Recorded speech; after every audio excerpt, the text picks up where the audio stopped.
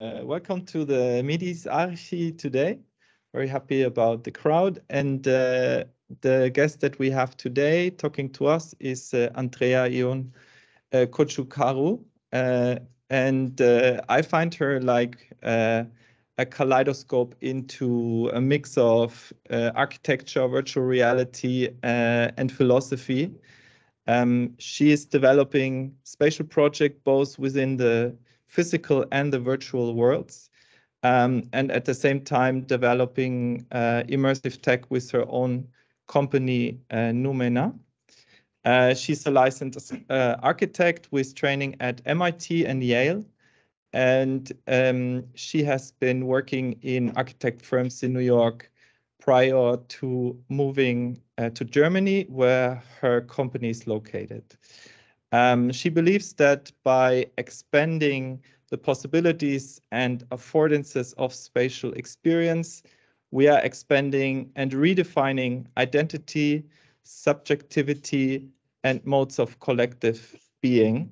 And I must say, I very much agree with the last paragraph. So yeah, I'm very happy for her to speaking to us today. Andreea, the floor is all yours. All right, thank you so much for that.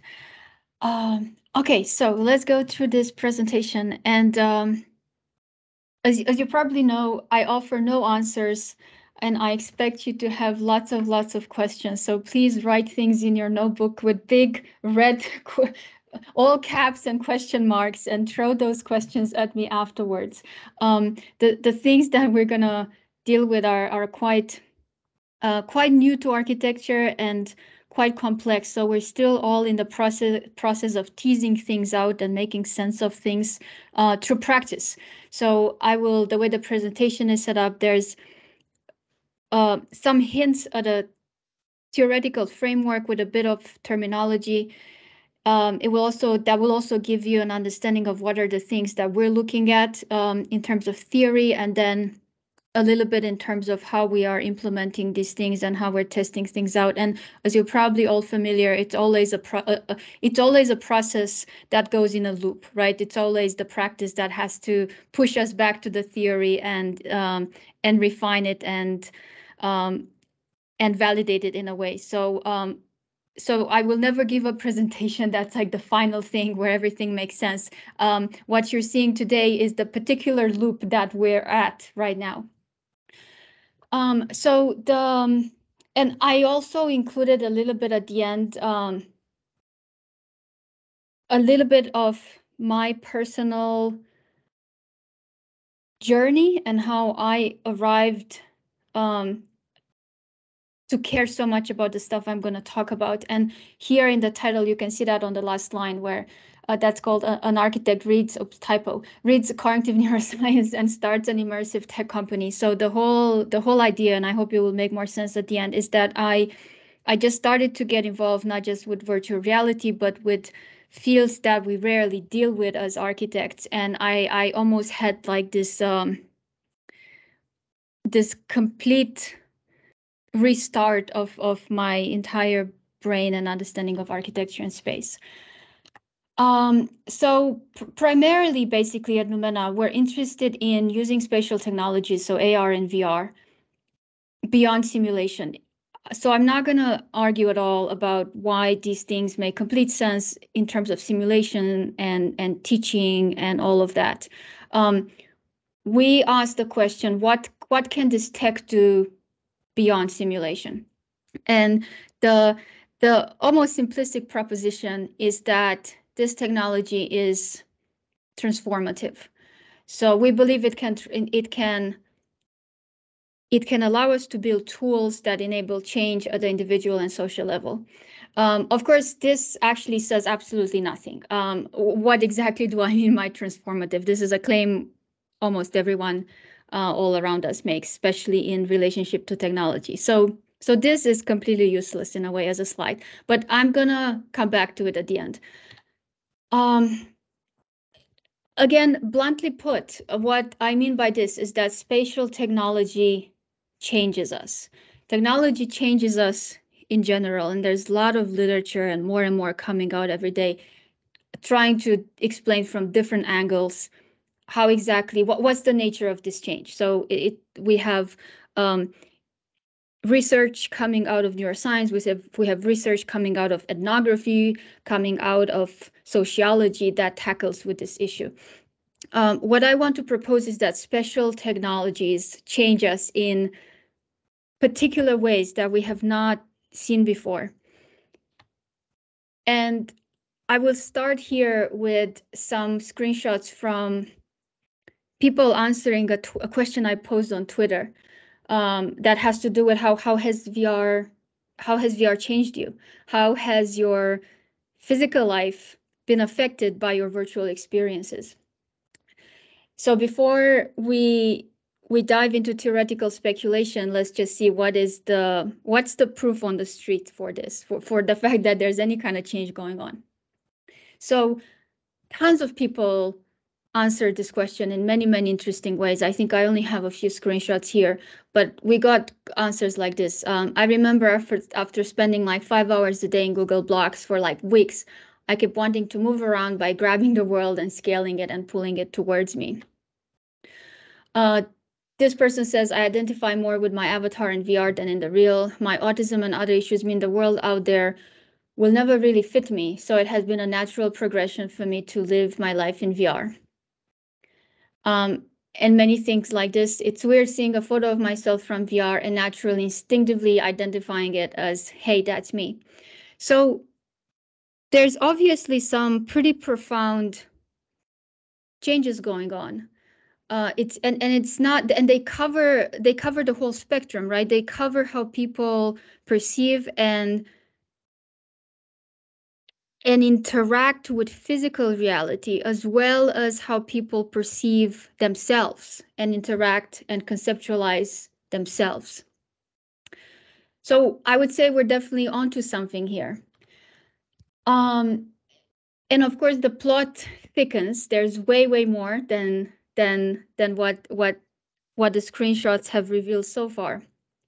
You're probably familiar with this. If not, I do invite you to go and read this paper. It came out in 2016, so quite a while back, from Stanford. It has a puzzling title. It's called Homuncular Flexibility, the Human Ability to Inhabit Non-Human Avatars. And this is an extract from the abstract. It says, homuncular flexibility posits that the homunculus is capable of adapting to novel bodies, in particular bodies that have extra appendages. So basically, it's a paper that talks about how, because of humans' very, very high degree of neuroplasticity, we are able to adapt to a vast array of input-output loops. So when we get sensory input that does not necessarily match our limbs or the existing type of input we're used to, instead of just discarding the nature of that input, as in saying, okay, this data is not compatible with my existing system, that's actually not what the brain does. The brain adapts, and that leads us to situations where they've had people in their lab manipulate octopuses and other kinds of bodies with many appendages, and really identify with those things in a way that's quite literal and not metaphorical. This is something that is not completely unfamiliar to either science or the humanities. If we look at phenomenology, and I'm sure you're somewhat familiar with this as well, it's a school of philosophy that started with Husserl in Germany, and then the more contemporary version that we use a lot was first introduced in the scene of the humanities by Merleau-Ponty.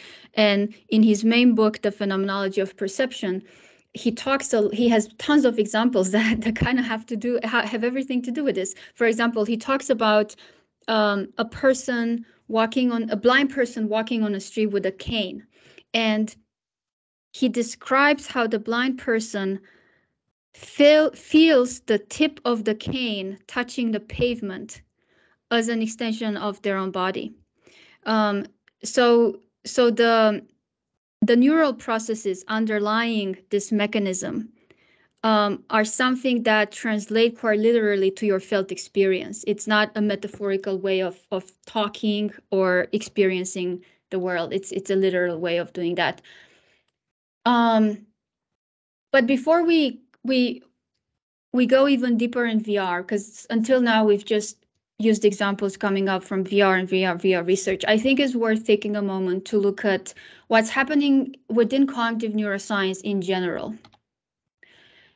And I will start with this. This is a quote from Foucault, and this is a quote from the 60s, but I think it's quite relevant to what we're trying to put our finger on here.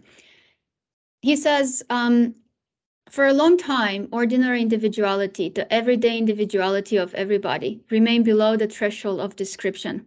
So he basically sees the second half of the 20th century as having ushered us through sciences and mostly through the humanities back then, into an era where what's called subjectivity, how it feels to be you, is being raised above the threshold of experience. How it felt to be a particular person living a particular life at a particular point in time was not something that entered intellectual discourse in any way for a very, very long time, with very few exceptions, which he's tracking down in one of his books. So what we're dealing here is, and now in the beginning of the 21st century, we're seeing a very interesting shift, not just in the humanities, which started earlier, but in the sciences, in trying to throw their power of observations and their scientific methods to come a bit closer to this subjective experience, the individuality of every person. Because in our context, that's quite important. When I say they had people in the lab and they were embodying an octopus, what we care about is that the subjective experience of being an octopus. So what is this? I really love the word disenchantment, and we're all familiar with this in the context of people speaking about the disenchantment of nature. And that started during the Renaissance. That's when we left behind our medieval ways of thinking about the world, and nature stopped being full of magic and things we could not explain. So we went down this path that has worked marvelously for us humans, and we've disenchanted nature. But the threshold that we have now reached, and this process of scientific disenchantment has also started when it comes to the human mind and the subjective experience of being a person. So in this context, it's time to review some assumptions that we've held, not about who we are, many different types of conversations in all disciplines about who we are as a society, who we are at the individual level. But I would like to propose a review assumptions about what we are. And here are some directions from very famous neuroscientists when it comes to this. So Damasio says, emotions guide decision-making. Rationality requires emotional input. In the past 10-15 years, we have seen an absolutely fascinating and amazing reassessment of the role of emotion and the relationship between emotion and thinking. And this has been an absolute monumental turn in the sciences. Anna Cheonica, who's a cognitive scientist, says, the body came first. The mind evolved to support the body. And it seems quite obvious now that you think about it, right? We have prioritized the mind and the operations of the mind for a very long time, and we have pretended that they're independent of the body, but we know the body came first. So everything that the mind does has to be connected and has to have relevance for the body. It cannot be something in and of itself. And Varela, who wrote The Embodied Mind and started the discipline that's referred to as embodied cognition, says every organism is in structural coupling with the environment. And very quickly, what does he mean by structural coupling? He gives this very interesting example in one of his books. He says, look, this idea that humans or other organisms have evolved as a reaction to the environment is completely false. The environment and the organism have evolved together and continue to evolve together. For example, if you imagine, if you take the first line of thinking and say, bees evolved to have particular bodies and particular behaviors because they had to collect their source of food from flowers.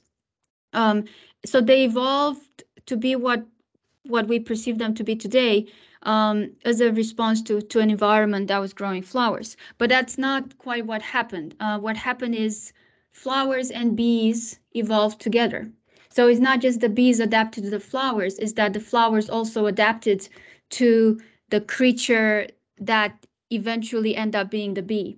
And this is also the case for us. So it's not making a clear distinction between the organism and the environment. In many circumstances, it doesn't really make sense because that line is not there. Everything is a continuous and bidirectional adaptation process. So that is what Varela calls structural coupling. Everything is in structural coupling with each other. Lakoff and Johnson, the cognitive scientists who ushered linguistics into a very exciting, the exciting place where linguistics is now, and also like embodied linguistics, made this very interesting statement. Metaphors are neural phenomena. They recruit sensory motor interfaces for use in abstract thought. What I mean here is again exactly what it sounds. We learn ways of structuring the world and behaving in the world and interacting with the world that later get transferred to thought processes. And there's tons of research, some very recent, that are backing this up. People in their lab are noticing patterns of the brain firing, patterns of the brain that were acquired, for example, by navigating a certain physical environment, firing again when that subject is engaged in abstract thinking processes.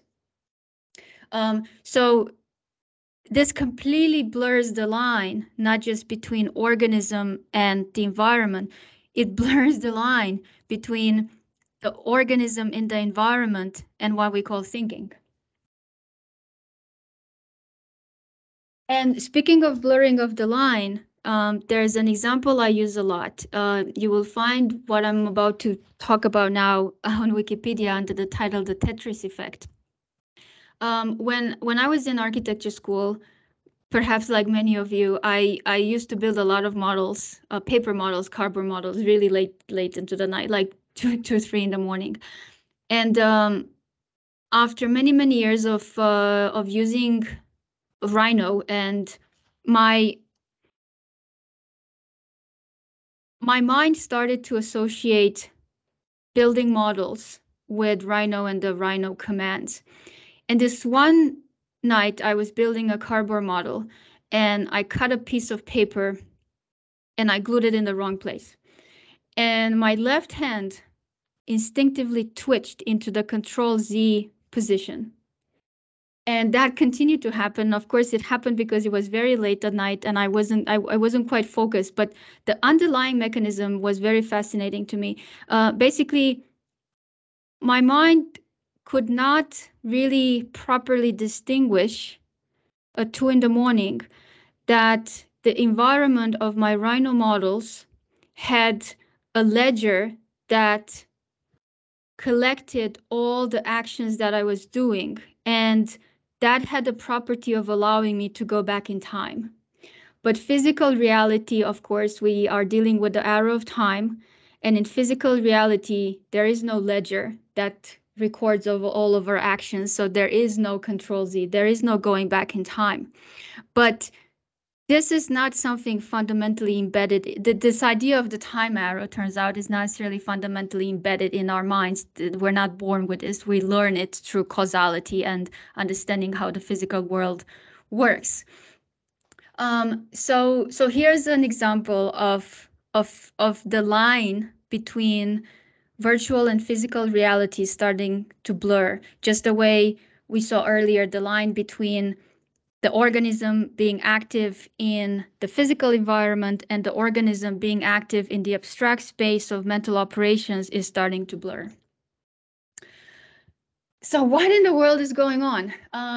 I know this sounds very interesting, but also awfully complicated. We're basically redefining the relationship between mind and body. To put it bluntly, in a way it's that simple, and I put simple in inverted commas. And we're also at a crossing road right now where, as I mentioned earlier, is not just the humanities, but the scientific community is finally starting to embrace subjective experience, starting to let the body and action into their focus. And they have the tools to collect biometric data. They have fMRI machines that are able to look at brain firing patterns in the way that were not accessible a few decades ago. So all of this is leading to some pretty mind-blowing paradigm shifts happening in these fields. Hot off the press, as Anna Chaunica says in one of her articles that came out a few weeks ago, cognition is a multi-scale web of dynamic information processing operating across the entire body and not just the brain. And I would add, it's not just operating across the entire body and not just the brain, it's operating across the entire environment that we're in. So back to this slide, which didn't mean much, and it was quite a generic proposition of a tech company offering things that are transformative. I hope that the slides that I just went through help qualify what exactly do we at NUMENA mean by transformative. And now I will go into some actual applications and hint a little bit of hint at implementation strategies. So to recap, VR is a place for us where people can explore different perspectives, and I mean that literally, sensor motory schemas, spaces of mental operations, sense of self, and a different sense of community. So all of these are now on the table for spatial technologies to start to explore in a literal, not metaphorical or conceptual sense. The work that we do at NUMENA in terms of projects and implementation is divided into these two categories. The first category has to do with transformative change at the level of communities, and that category is cities that design cities.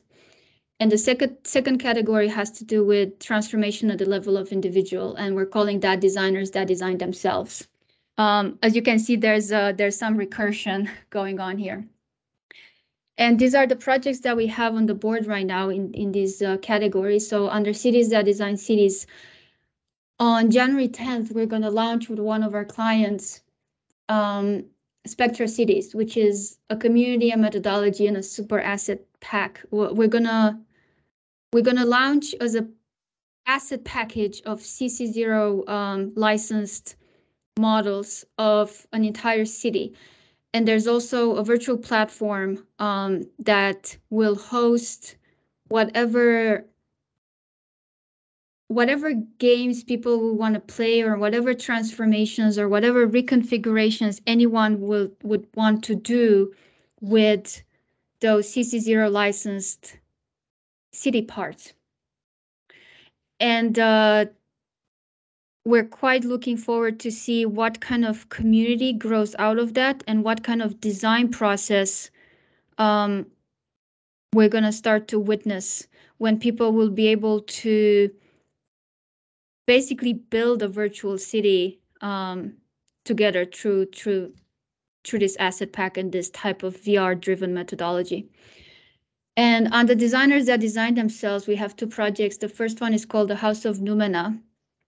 And this is something that will allow you to edit environments at 1-to-1 scale through multimodal and multisensorial interactive narratives. So you can basically use this set of tools to design architecture small and medium scale, but it's all through a process of multisensorial narratives. And we have Mirror Mirror, which is a virtual reality game. It's a wildly experimental thing. Sometimes we call it an architectural thriller, or an architectural thriller exploration into the inner self. And of course, the main character, aside from you, the player in this game, is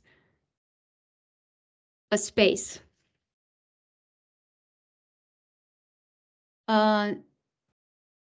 This is roughly how the House of NUMENA looks like. This is quite misleading because it looks like some of the other architecture editing VR tools out there, but it's not what it looks. It's actually a series of soundscapes and other sensorial modes of interaction that are narrative driven, actually. So you do build things and you do build buildings and environments, but all of that is within narrative goals. And these are some experiments that we're doing inside that application, the House of NUMENA. This is basically your menu. This is how you navigate your scenes, and we have a few versions of this. In a nutshell, what we're trying to do here was create a way for you to interact in an embodied fashion with digital objects, which are your files. So you do all sorts of things here to your files that are a little bit useless when it comes to functionality, but quite fun to do. So it's a make pretend game that your files are actually objects. And these are some rough screenshots from the game. These do not make much sense right now, and you can see some have our redlining on them. I think in maybe a month or 2, we will be able to share some more screenshots and maybe some gameplay. And if you're interested in any of these ideas, I do encourage you to get in touch and maybe test some of these things. We're always looking for people, especially with a background in architecture, that can test and engage in a dialogue with us on these things. So to wrap up this section, Borges is our main source of inspiration when it comes to implementation and storytelling. We love Borges. And this is one of my favorite quotes from him. Almost immediately, reality caved in. The truth is, it wanted to cave in. So with this image of Borges in the mirror, I wrap up kind of the first part.